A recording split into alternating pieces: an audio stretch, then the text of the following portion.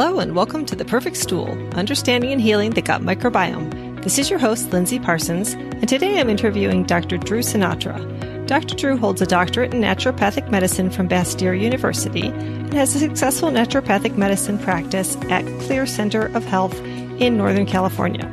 He also works for Healthy Directions, where he writes, develops products, and has a podcast that he just launched with his father called Be Healthistic. His father, Dr. Stephen Sinatra, was a traditional cardiologist for many years, but moved towards integrative medicine by the end of his career, so that's a fun listen. On today's show, we'll be talking about autoimmune disease in the gut, what the research says about the gut microbiome in autoimmune disease, Dr. Drew's approaches for treatment of autoimmunity, immune supportive supplements in the age of COVID-19, and much more. Now on to the show.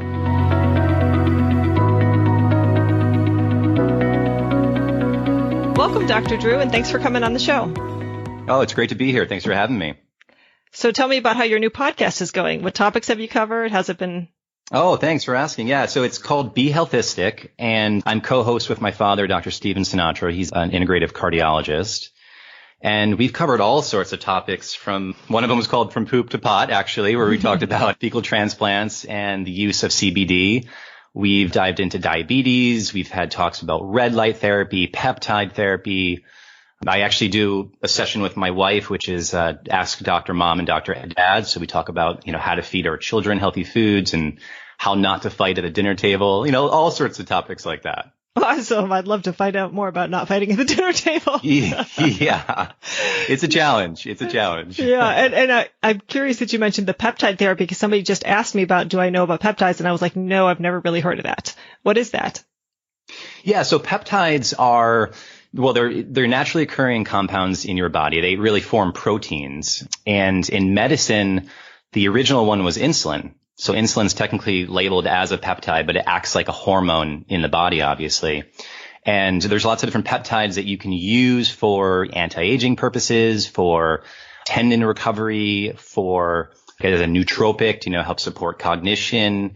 So there's lots of different uses for the peptides. And typically they're helpful, I will say, but they're not necessarily practical because a lot of them are subcutaneous injections that people have to do on their own. And a lot of people have needle phobia and don't want to do that. Oh, okay. Interesting. Okay. Anyway, back to the topic of our conversation today, which is the gut and autoimmunity. So can you talk to me about what the relationship is between the two? Sure. I think a lot of us functional medicine practitioners, we've kind of fallen into line with, in terms of the development of an autoimmune disease, there's three things that I tend to look for, and I'm sure that you look for too, working with your clients. And that's, you need to have a genetic predisposition. So, for example, with celiac disease, you must have either one or two of the HLA-DQ2 or HLA-DQ8 genes. Number two would be there has to be an exposure to an environmental trigger that will instigate an immune response. And gluten being a classic example of that. That's the trigger that, creates all this inflammation. And then thirdly, there has to be intestinal hyperpermeability in the intestinal lining, which will obviously allow substances to go from the gut lumen into the bloodstream, and the immune system will become activated, and that will set off an all sort of systemic inflammatory type reaction. So generally speaking, that's kind of like how I look at the development of autoimmune diseases. And also you can use those three parameters for treatment as well, right? If you want to sort of remove the trigger, which today we'll talk about some triggers for autoimmunity in the gut.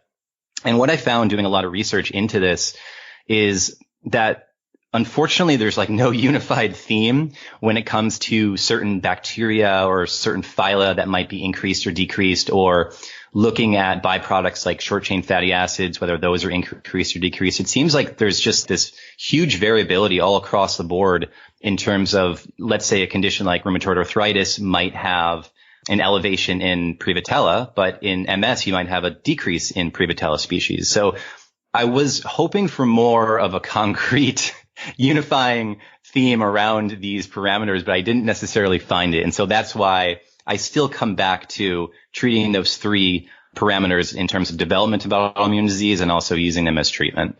Okay. And so how important do you think gluten is for most autoimmune conditions? Oh, I'm so happy you asked that. I take every single autoimmune patient that I see off gluten. And the reason I do that is because I'm sure you've read up on a lot of Alessio Fasano's work in regards to zonulin. But gluten is one compound that can elevate and increase the production of zonulin, which then leads to the disassembly of tight junctions, which therefore sets the stage for leaky gut. And that happens regardless if you have celiac disease or if you have non-celiac gluten sensitivity or if you don't even have any sensitivity or allergy to gluten. It happens in everyone. There's this increase in zonulin that's temporary after consuming gluten. So that being one of the three parameters, right? You need to have that intestinal hyperpermeability present for autoimmune disease. That's why I always take every single patient off of gluten that has an autoimmune condition. And I will say this too. Out of all the treatments I've done over the last 12 years in private practice, this is including supplements, medications, dietary changes, gluten removal has been the most profound in terms of changes.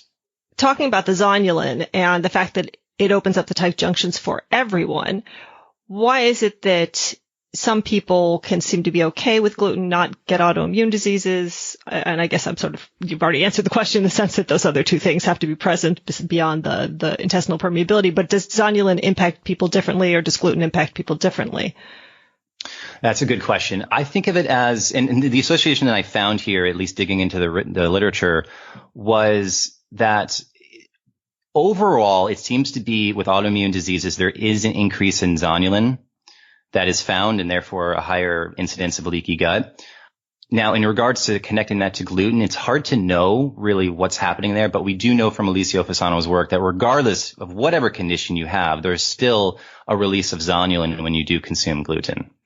Do you recommend to all patients to get off gluten, or just the ones who are having the particular problem? That's a great question as well. I think I'm slightly biased because I've been gluten-free myself for probably 10, 15 years now. And I know that when I have it, I experience random symptoms in my body. Like I have eczema or psoriasis that actually comes on when I do consume it. And even in small amounts, like, high quality IPA beer, for example, like I can't even consume those anymore. Mm-hmm. So considering that I have bias there, I do tend to take a lot of people off it as a trial. Like let's say if they come in and someone's having skin issues, or they're having digestive issues, or they're having brain fog, or they're having joint pain, I'll use it as a trial to say, hey, let's go 3 weeks without gluten at all, and let's see how your body feels. If you don't feel any different at all in 3 weeks, well, then gluten may not be that bad for your body, and you can continue eating it. So I also am gluten-free and have been for about probably coming on 6 years now. And I do find that I can cheat. I can occasionally have it 4 or 6 times a year. I might have a pizza. I'm also dairy free. So that one is the worst one for me. So if I'm going to eat dairy, I might as well eat gluten too. But I just take some enzymes and, I may not feel great the next day, but I mean, it's not all over the body. I seem to be able to pull that off. Since I've reversed my autoimmune diseases completely, which is to say, well, I shouldn't say all of them. It's not totally clear that all of them, but at least my Hashimoto's, my last antibodies were totally normal. I'm wondering what your opinion is. What would you say to your patient who said, I'm totally back down to normal. Is it okay now for me to go back to eating gluten? Well, gosh, that opens up a whole can of worms, because have you read any of William Davis's work? He wrote Wheat Belly back in 2012. Have you read any of his work? I didn't read that book, but I've read blogs and things like that.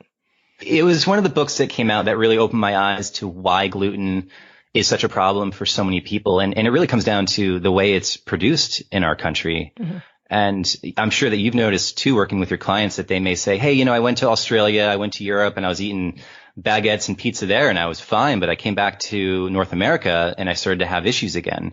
So I think inherently there's some issue with the way that we're producing wheat in North America. And that's unfortunate because so many of us like gluten, right? We love consuming baguettes and pretzels and all these types of food products.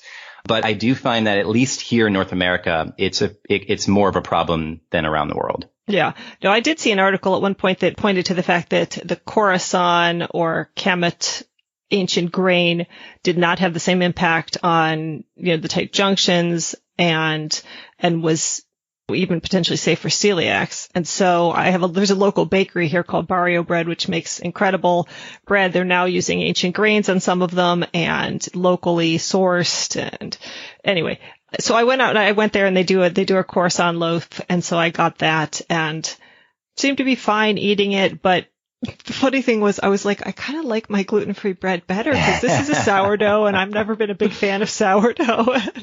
Right. Well, that's an interesting study you can do on yourself too, if you want to kind of consume it somewhat regularly and just take note of any changes that you feel in your body. Yeah, it's the kind of thing where I would have to get my antibodies checked because my Hashimoto's never was medicated and it was caught early. And so it was never something, I mean, of course I sense when I eat gluten that my stomach is bloated and I see it the next morning when I use the bathroom. But other than that, it's not totally obvious. Well, actually, I'll ask you this question. Have you seen, and how fast have you seen your antibodies rise after having gluten, if that's the case?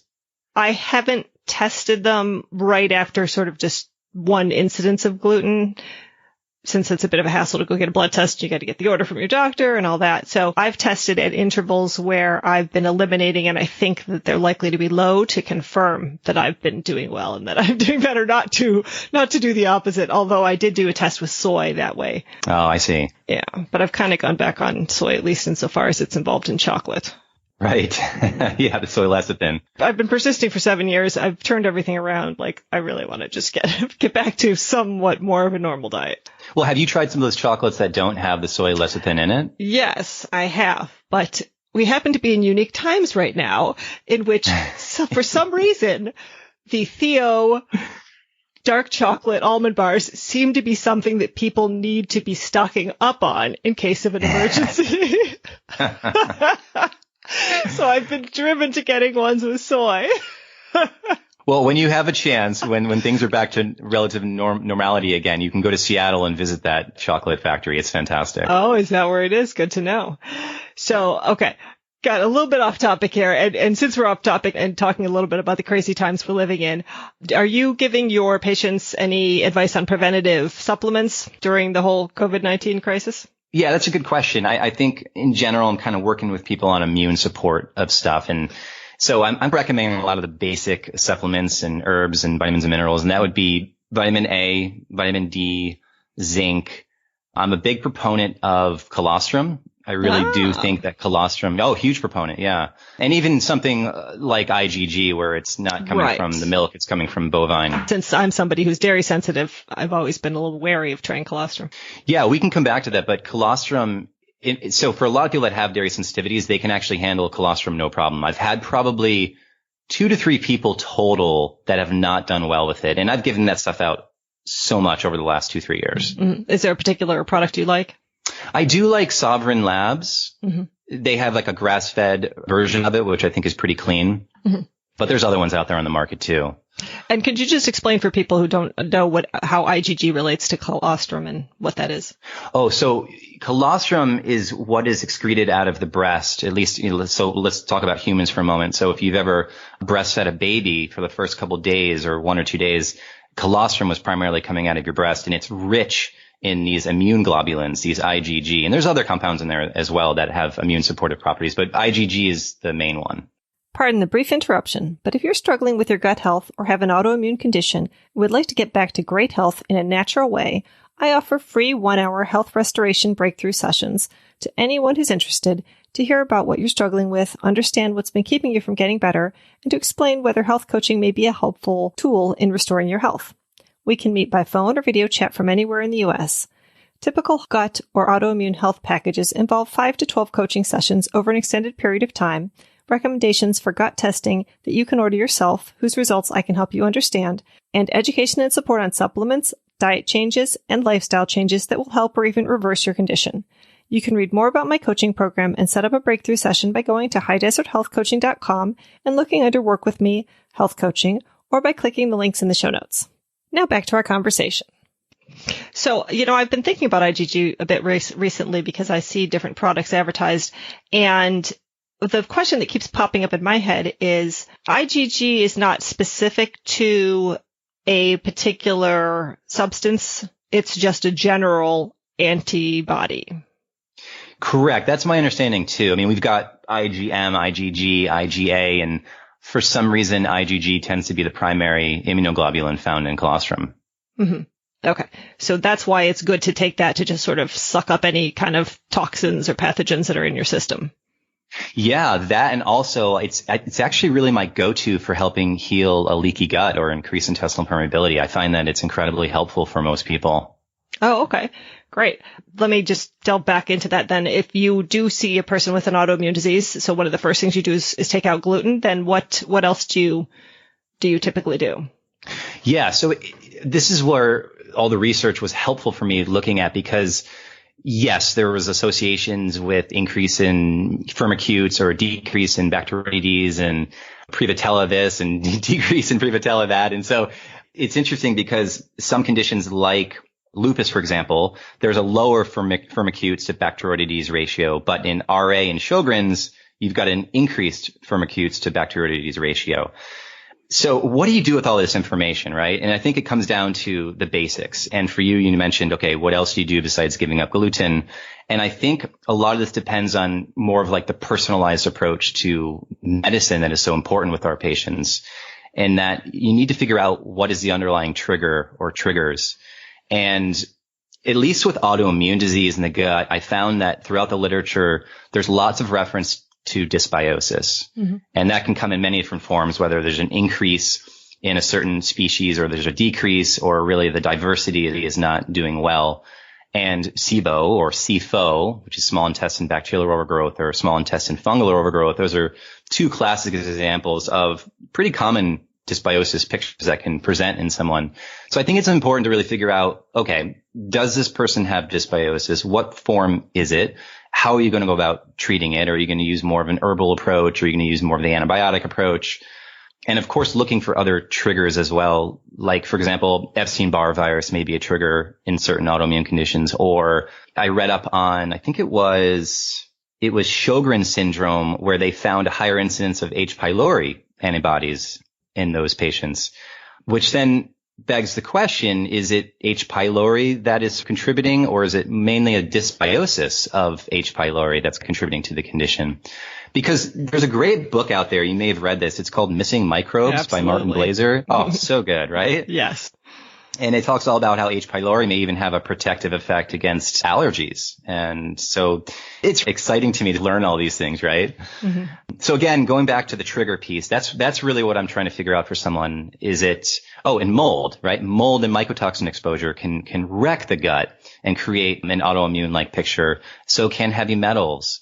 So for me, it's always about identifying the trigger, removing that trigger, and then working on healing the gut. Let's back up a little bit to Epstein-Barr, because that's come up a little bit recently with some of my clients. And I'm curious. So I have heard people say that Epstein-Barr that's still active will travel to the site of an injury and sort of occupy that space and causing inflammation and such. Is there any truth to that? I haven't heard that, but I could believe that if I saw some research on it. Sure. I do find that Epstein-Barr virus, obviously most of us have been exposed to it. I think it's around 95%.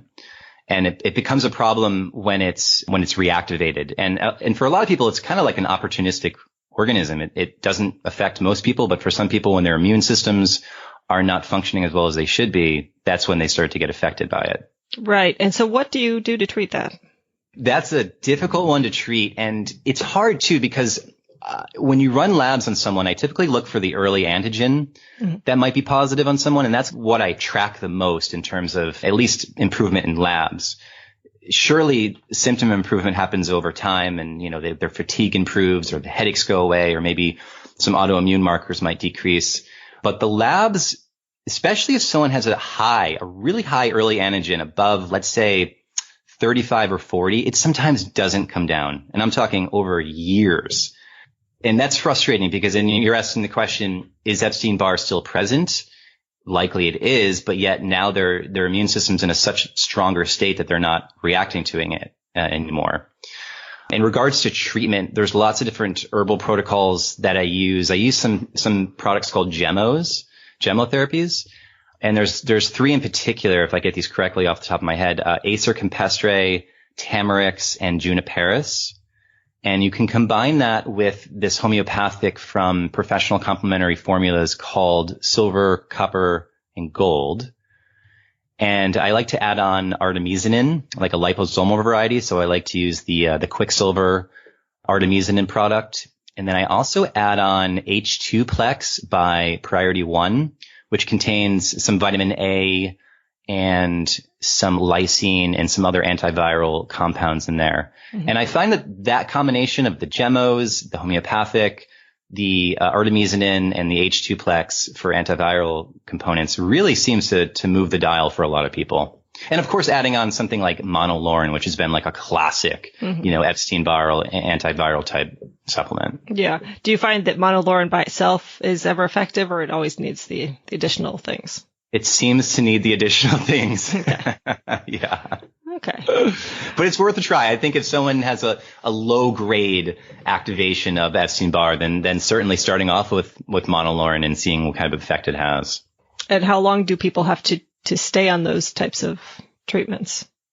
Yeah. So it can range anywhere from, a minimum of 6 weeks to, no exaggeration, 6 months or even longer. And we're not talking about eliminating it. We're just talking about essentially keeping a flare down. And correct. Yeah. And we're really working on symptom improvement. Exactly. So if somebody comes to you with an autoimmune disease or maybe just vague symptoms like fatigue and skin issues or gut problems, what kind of types of screening tests might you use to uncover or rule out autoimmune disease? Yeah. So I always start with the gut there. So if someone's coming in and they're bloated, and they're having joint pain and their brain isn't working and they're tired and they're moody, then I'll typically rule out SIBO, right? And obviously look into like diarrhea, constipation, and other things like that. And I like to rule out SIBO because I feel like that's a low-hanging fruit for us to pick because we know how to treat it pretty effectively. And in most cases, there is some form of dysbiosis that's present in someone with autoimmune disease. So I typically do like a Genova breath test, like the lactulose 3-hour breath test. There's obviously lots of other ones out there, but that's typically one that we use. And if that's positive, then I'll obviously treat it more, at least if someone's willing to do it from a herbal approach. That's my preference. And I use all the SIBO herbs that I'm sure you're familiar with, like the berberines and the artemisia and neem and olive leaf and garlic. And so we tailor it to whether if they're more methane dominant or hydrogen dominant. And if they are improving with a SIBO type of protocol, then I always ask the question, is there SIFO? And, small intestine fungal overgrowth is really hard to diagnose. I mean, you got to do an aspirate really to like determine if there is fungal species there. So that one's kind of harder to diagnose, but I do find that a lot of people do have that. So you got to add on a little bit more of the antifungal approach with oregano oil or something else like that. So I kind of start there, and then I watch for symptom improvement over a 6-week period. And if bloating's going down, if they're noticing that their brain is functioning better, maybe they're noticing improvements in their skin, their fatigue is improving, then we're heading in the right direction. And I don't need to do more fishing in terms of testing with looking at viruses or mold or other infections. Okay. So, but in the case of where you might suspect an autoimmune disease, what is your protocol for testing with that? Oh, good question. If you kind of want to look at autoimmunity in general, you can run the anti-nuclear antibody test, the ANA. Mm-hmm. And then, of course, you can run subclasses on that to sort of determine, well, if that comes back positive, is it more of a Sjogren's type presentation? Is it more of a lupus type presentation? And I'll just run that as a baseline. I will say that I don't find that's an accurate test because I've had people come in with a positive ANA and then I test it 2 months later, it's negative. Then I test it again, it's positive, and then it's negative again. And so maybe it just fluctuates kind of normally like that, but I've just not come to rely on that particular autoimmune marker. I do like to run TPO, thyroid peroxidase, and TG as well, thyroglobulin, on every single patient that walks through the door, regardless even if they have any like hypothyroid-like symptoms. So I think that's an important one to run. And of course, if there's any type of gastrointestinal involvement, whether there's diarrhea, there's constipation, if I'm suspecting malabsorption, if they're having an iron deficiency anemia type thing, I'll run a celiac panel because I find that, you just have to run that one to make sure that they don't have celiac disease, which would be something that would be really simple to miss there. Yeah, no, I'm amazed. I saw a client who was in his 60s and just got diagnosed with celiac and has been suffering from extreme fatigue his entire life. And no one thought to test for that until recently. Right. And he's suffered for so many years. Yeah. And I'm just amazed. I mean, of course, obviously now we're much more attuned to that. In fact, I remember because I moved to Australia for a few years in 2004, and I had never heard of celiac disease at that point. And there they seemed to be really attuned to it. They had gluten-free options on menus. And I'm like, I wonder if we just don't have as much in the U.S. And then when I came home, it was like all of a sudden everybody had woken up to it here as well. So I don't know if it was just because I was in a bigger city there and maybe in a smaller town in the U.S. or what the story was. But it seems like we just became aware of it sometime around that time. It's so interesting because when I was first in the naturopathic medical school up in Bastyr, it was 2002, and I'd go to clinic there, and it seemed like everyone was on a gluten-free diet for no matter what someone was coming in for, right? If it was eczema or if it was an autoimmune disease. And the research wasn't even out then, but it's kind of been along with this, naturopathic philosophy of like, well, what could be damaging the gut? And for some reason, gluten has been a culprit for at least a long time in this profession. And then I was so thankful when books came out from William Davis, like Wheat Belly, or David Perlmutter was putting out his book on grain brain, right, talking about the dangers and consequences of eating lots of grains for someone. So I'm just so happy that more research has come out over time because it's really provided more evidence to people to get off gluten if truly they're affected by it. Yeah, now I remember that I had a friend who told me that she couldn't eat gluten years ago. It was definitely prior to going to Australia, maybe a couple years prior to that. And she's like, I can't have pasta. I can't have all these things. And I'm just like, this is a strange thing. Like, I've never heard of this. What is this strange thing that takes away everything that's good in the world? Well, that's the way two people feel about the autoimmune paleo diet. When you take away grains, you take away dairy, you take away nuts and seeds and eggs and, nightshades, and people feel overwhelmed when they see that. But back in the day, it was just gluten they did have to give up. Right. Yeah, no, the first time I caught sight of the autoimmune paleo diet, I was like, yeah, no. And to be honest, I never actually did the full AIP because I did a much more limited set of eliminations and successfully started reducing my antibodies. So I never had to go that far. So I'm curious, do you recommend the AIP at the get-go, or do you tend to do a more limited set of eliminations first?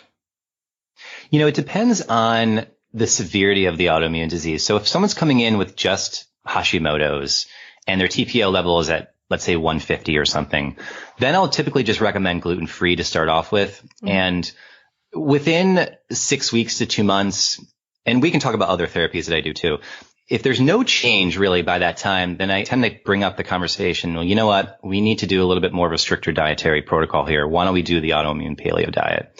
And of course, there's lots of resistance when I bring that up, and no one wants to go on the autoimmune paleo diet. But I do find that for those that are not improving or have a very severe autoimmune condition, let's say like a rheumatoid arthritis where the joints are incredibly inflamed and stiff and people are in intense pain, I will just start off that with an autoimmune paleo diet because I do find that that's going to move the dial more than anything else.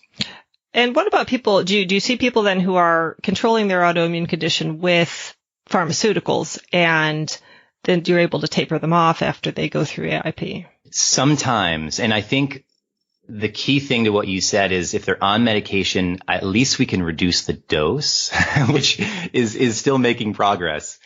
Sometimes you can't get them off prednisone entirely for a period of time, but at least you can reduce the dose down while doing all these other changes with their diet and lifestyle and supplements that are working on the inflammation. And some people are able to completely get off their pharmaceuticals, which is just, when that happens, there's just so much excitement and joy in the room. Yeah. I've encountered a lot of clients who are sort of happily managing their autoimmunity with, they might be coming to me for weight loss, and then they say, oh, and I'm on this for this autoimmune disease. And I think, oh, well, we could work on that too. But they're like, don't need to. It's covered.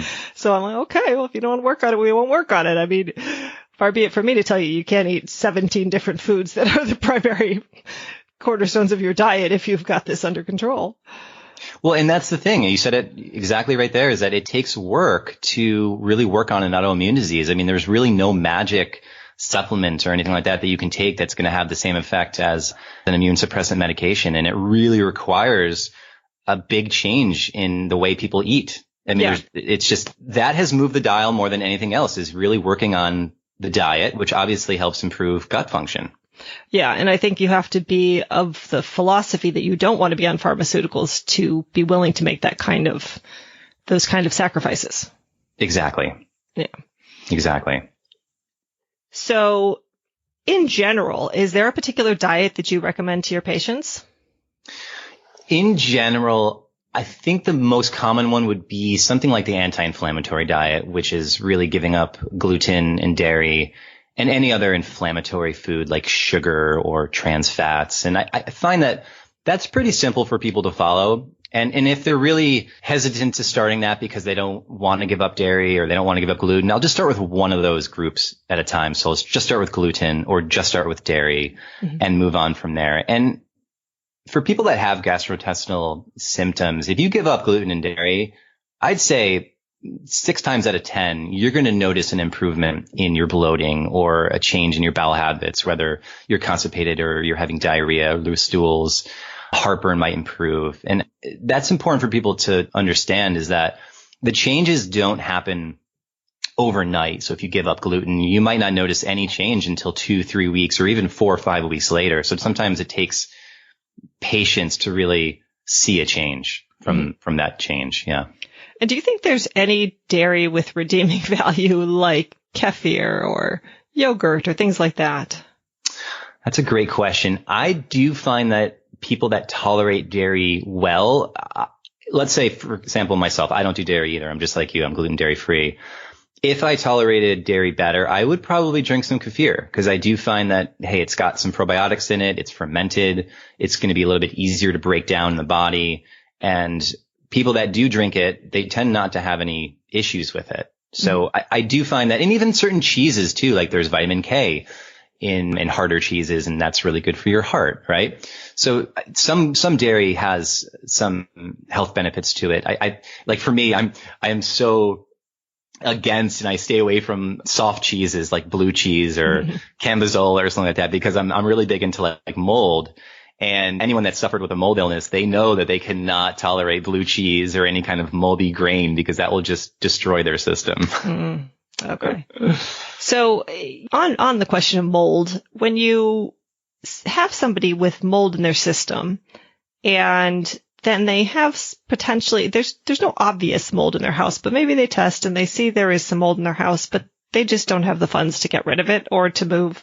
Is there a point in treating them for the mold if they're still getting exposed? Is there a way to sort of just kind of protect them from the mold in their house? The number one treatment, if you do have mold in your home, is to obviously get away from it. That's going to produce more results than anything. And yeah, you said it correctly with the cost, because if you're trying to remediate your home from a water leak, you're talking tens of thousands of dollars, and people just don't have that kind of money. Yeah. So if they can't move, I would suggest getting something like an air purifier. And yes, there's debate out there whether air purifiers even filter out mycotoxins from the air, because mycotoxins are so incredibly small that most air purifiers probably won't do anything with those. But I still do find that air purifiers can remove other VOCs or volatile organic compounds, which can then improve the air quality. And at least if you're breathing a little bit better air quality in your home, your immune system's not going to be as reactive to the mycotoxins, and you'll be able to get better faster. And in regards to treatment of the body, yes, I don't see any harm in adding on a binder, whether it's like a charcoal or a clay, or adding on some sort of an antifungal, or adding on something like glutathione, which is going to really help detoxify your body from a lot of these mycotoxins. Mm-hmm. But surely getting out of the environment that's moldy is number one. Yeah, I find that the binders are a challenge for me personally, and often with clients, because they're saying, well, I'm already taking all these supplements and I'm having to take some, breakfast, lunch, and dinner, and then trying to get that binder in while you're not, after you've eaten and before you're going to eat, that it's hard to find a space. It is. And that binder, the pharmaceutical one, cholestyramine, you've heard of that one? No, I haven't. It's Dr. Richie Shoemaker's favorite in terms of helping with mold toxicity. it basically binds out the mycotoxins from your gut and prevents them from re-entering the enterohepatic circulation. That one needs to be dosed 4 times a day away from other medications and supplements. Yeah, good luck with that. Exactly. So I tend to do either once a day or twice a day dosing with a binder, and I'll typically do it like first thing in the morning. When someone wakes up, they take some charcoal, and the last thing to do before I go to bed is take some charcoal. So then you're not worrying about taking it with iron or taking it with any other supplement that might affect absorption. And then where do you stick the probiotics then? With food? Yeah, I typically do them with food. Exactly. Okay. Yeah. Are there probiotics you like particularly? I like to combine all 3 classes of probiotics. So the Lactobacillus bifido class, then there's the yeast-derived class of probiotics like the Saccharomyces boulardii and Saccharomyces cerevisiae. And then I also like to have a soil-based organism in there as well. So if they can find a formula that has all 3 in one, I feel like that's just a better approach to take, because it seems that some people respond better to lactobacillus, others respond well to Saccharomyces, others respond well to the soil-based organism. So why not have all 3 in one formula? Yeah. No, that's sort of, I've been moving in that direction, although sometimes I hesitate because, the cost of all the supplements it's overwhelming for some people. And when if you want to go with the highest quality or the highest strain count of each one, I find that it can get overwhelming. So sometimes you have to pick and choose. Yes, so that is the problem with a lot of people is really reducing costs and choosing supplements that we know are efficacious and work well, but that don't break the bank. I agree. In preparing for this, I asked you to get into the research on autoimmunity and the gut, and I'm conscious that maybe I haven't asked enough questions to get at what you were looking at. So is there anything we haven't covered yet that you dug into that you want to talk about? Yeah, why don't we just talk about some of these things that I found, at least these little associations that I found with certain conditions, because you might find this helpful too with your clients. So celiac disease, we don't need to talk too much about, but obviously there's a genetic component.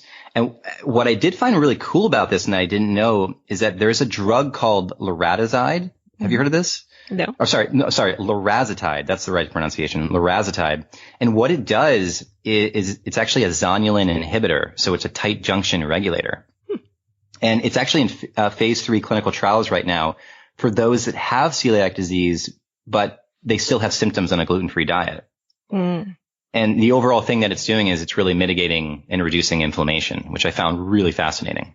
For rheumatoid arthritis, it seems that, and I mentioned this from the beginning, there is an increase in the Prevotella species. And this is a really fascinating part that I found is periodontal disease is more common in RA patients. And patients with periodontal disease have an increased risk of developing rheumatoid arthritis. And what they found is that there's this organism called Porphyromonas gingivitis, and it's a bacterium that's linked to the pathogenesis of periodontitis. And this is the really fascinating part, and this is where I'm geeking out right now, so sorry if this is like over the top. Go for it. But this organism has the ability to convert arginine into citrulline, and it's a process known as citrullination. And when you look for antibodies to rheumatoid arthritis, one of the best antibodies, in my opinion, to look for is the anti-CCP, which stands for anti-cyclic citrullinated peptides. So you're actually looking for this antibody that is forming in response to, let's say in this example, if someone has this organism, this Porphyromonas gingivitis, there's going to be a greater conversion of arginine into citrulline. So you might find a greater level of this antibody in someone that has this organism in their mouth. So I found that to be kind of a cool little link there. So that makes me think about, are you familiar with the Biocidin products? Yes. Yeah, with their dental Cidin product that clears up the periodontic disease and such. Well, everything's connected, right? Everything in terms of digestion starts at the mouth and ends all the way at the anus. So something in the mouth could certainly affect something in the rest of the body or lower down in the intestinal tract. Yeah. For lupus, which for those that really aren't familiar with lupus, this is an autoimmune condition where there's typically like a butterfly rash on the face, or there's arthritis, or they might have photosensitivity, and some have like renal involvement as well. They found, at least in the studies that I looked at, there's an altered gut microbiome, which all across the board, that's what we find with a lot of these autoimmune conditions, right? Altered gut microbiome. In this one, they found a decreased level of firmicutes. And it's really unclear. This is like the debate with autoimmune disease. Well, is there a lower level of firmicutes because of the autoimmune disease, or is that happening with something else? So it's always hard to tell, like, kind of what's the chicken and the egg there. And the firmicutes are the ones that are digesting meat and fat more, right? I believe so. Yes. Yeah. Yes. And they're the ones, and this was really interesting too, they're the ones that produce the short chain fatty acids, like butyrate. Ah. And then, of course, butyrate can have this immune modulating effect on the gut, and it actually helps support the tight junctions. And it actually also supports the mucus layer along the gut lining. So if you've got a higher level of those firmicutes in your body, you're going to be producing more short chain fatty acids, therefore more butyric acid, which is going to have a really protective effect on your gut in general. Pretty cool. Yeah, no, my previous podcast with Lucy Mailing, which just was published, was all about that, the oxygen gut dysbiosis theory. Oh, nice. Yeah. That's great. I love that. And then I guess moving on to type 1 diabetes, that's another classic autoimmune condition. And what I found really neat was that in animal and human studies, they've shown that the onset of type 1 diabetes may be preceded by the regulation of zonulin levels. And so they found that zonulin levels were really high for someone, that pretty soon they could be developing type 1 diabetes. So that kind of proves the point of, like, you need to have leaky gut or increased intestinal permeability in order for an autoimmune disease to settle in or develop. Now, there's connections between dairy and type 1 diabetes too, is my understanding. Yeah, and tell me what you know about that, because I just vaguely remember about if you were breastfed at birth, it leads to something. I forgot. I think it was either quantity of dairy exposure over the course of, I don't know, first number of years of life is correlated with the amount of type 1 diabetes. Is my recollection. That's probably it. Mm-hmm. Yeah, I forgot that information.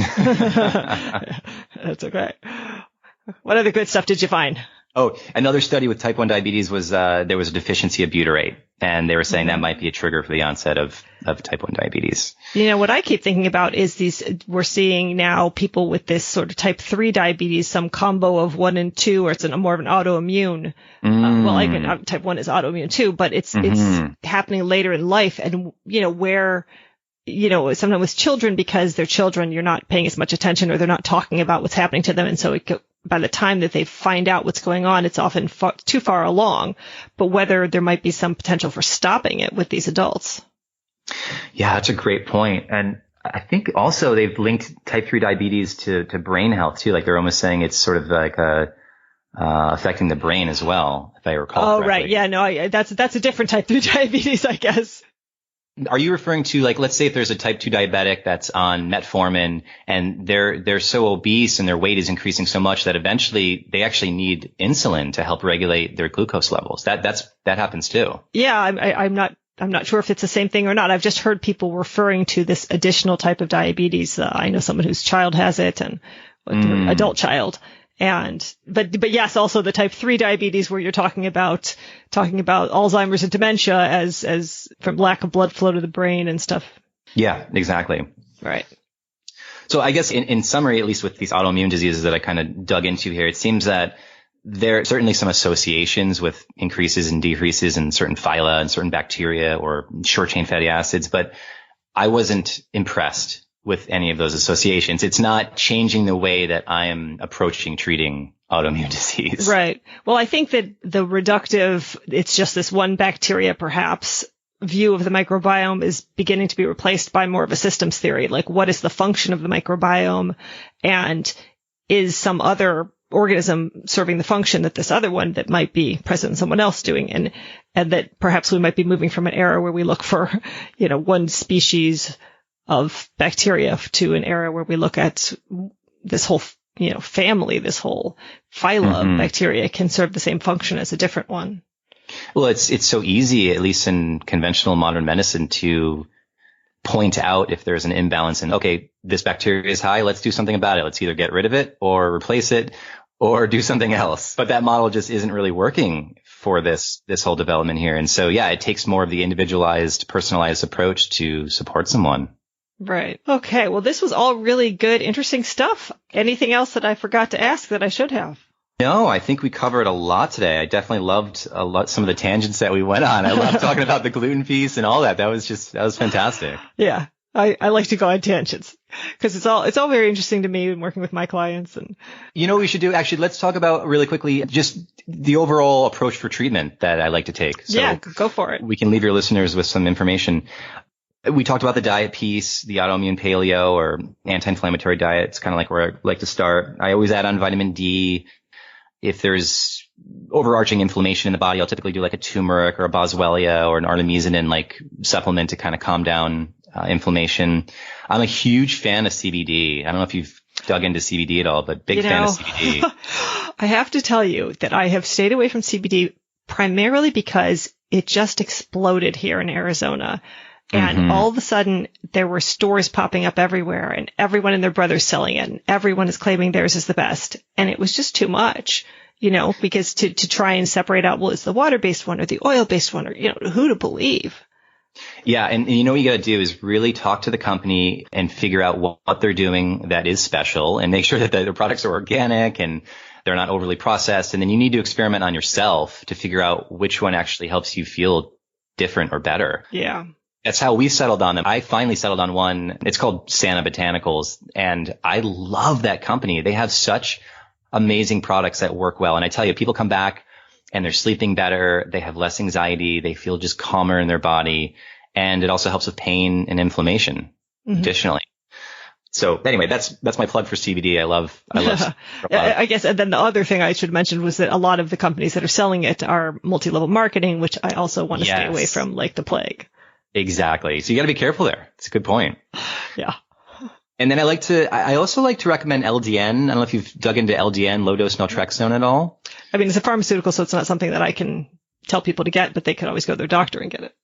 Yeah. And it's never good, let's say, as a monotherapy, but when you combine it with everything that we're talking about today, I do find it's helpful across the board for autoimmune conditions. And the reason for that is it's really helping upregulate T regulatory cells, which really calm down a part of your immune system that's overactive. Mm-hmm. And side effect profile wise, like people might have some insomnia the first couple of nights or some vivid dreams, but then that tends to kind of go away, especially if you start off with a low dose and work them up. Mm-hmm. And then coming towards the end here, I like obviously probiotics, which you talked about, prebiotics getting mainly from food are really going to support, the gut lining and work on inflammation. And then something like a GI Revive or something that has glutamine in it or DGL or aloe or marshmallow root, slippery elm, zinc carnosine, all these different nutrients to help kind of calm down inflammation and help heal the gut. That's kind of what I typically do for people. I tried DGL myself and I just kind of found that it sort of added this mucus stuff, but it didn't have that same feeling of like my mucus layer is intact. When you're using the bathroom, you just know when that mucus layer is intact. And it didn't, it was sort of like, okay, so the substance is in there and it's kind of lining things, but it didn't actually change, say, the quality of my stool the way that a good mucus layer and a properly functioning gut did. Did you find that taking licorice by itself in its whole form did that for you? I had never tried that. I'd be curious to see your response to that because, yes, DGL is just a component of licorice, right? It's I never get the pronunciation. It's deglyceridated, or I can never say it, deglyceridated. But that's a component to help remove the whole hypertension piece with it so that people that have high blood pressure issues, they can take licorice without having an elevation in blood pressure. Oh, I'd love an elevation in blood pressure because mine is always super low. Yeah. Right. Okay, so if I take licorice in whole form, it'll help the gastrointestinal stuff and help me be a little more. Well, yeah, and also the mechanism behind that is licorice root. It basically helps sustain levels of cortisol in your body.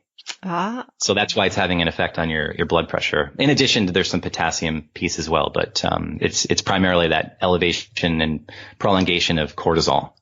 Okay. Mm-hmm. Interesting. Okay, are we through what your I think I think kind of covered a lot of ground today. It was awesome. Great.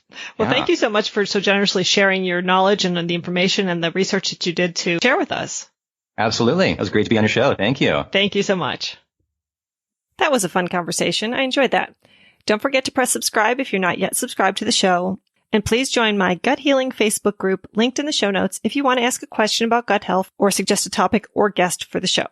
I've also started writing newsletter articles based on each of my shows that include some transcriptions, some additional details, and links. So if you want to subscribe to my newsletter and get those, you can do that at highdeserthealthcoaching.com on the newsletter page under communications.